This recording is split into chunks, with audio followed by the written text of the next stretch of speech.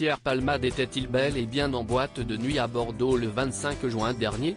Alors que l'établissement concerné, l'Ultra Club, nie l'information, plusieurs témoins affirment le contraire et se sont confiés auprès de BFM Télévision.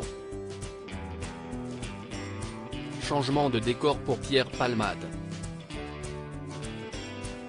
Après de longs mois passés à l'hôpital, il était assigné à résidence pour soigner ses addictions, l'humoriste a vu son contrôle judiciaire allégé. L'ancien meilleur ami de Muriel Robin et Michel Larocque, bien que toujours mis en examen, dispose désormais d'une liberté de mouvement, même s'il n'a pas l'autorisation de quitter la région Nouvelle-Aquitaine. Il a également interdiction d'entrer en contact avec les victimes de l'accident, ou encore de conduire à nouveau. Une liberté retrouvée dont il aurait immédiatement profité en se rendant en boîte de nuit.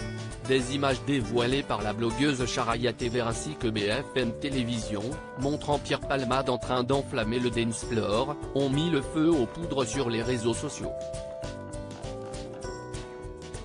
La raison? Celle-ci aurait été filmée à Bordeaux le samedi 25 juin, à l'Ultra Club. Si l'établissement a nié l'information, en affirmant que les images auraient été tournées bien avant l'accident de voiture provoqué par l'humoriste, plusieurs témoins affirment le contraire.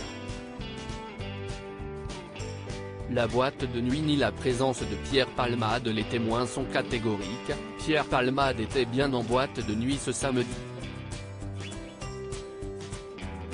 Il y aurait été aperçu aux alentours de 3 h du matin, accompagné de plusieurs personnes. D'ailleurs, il n'aurait pas franchement cherché à se faire discret. Il ne cherchait pas à se cacher, mais il ne cherchait pas à se montrer non plus. Enfin, je ne pense pas.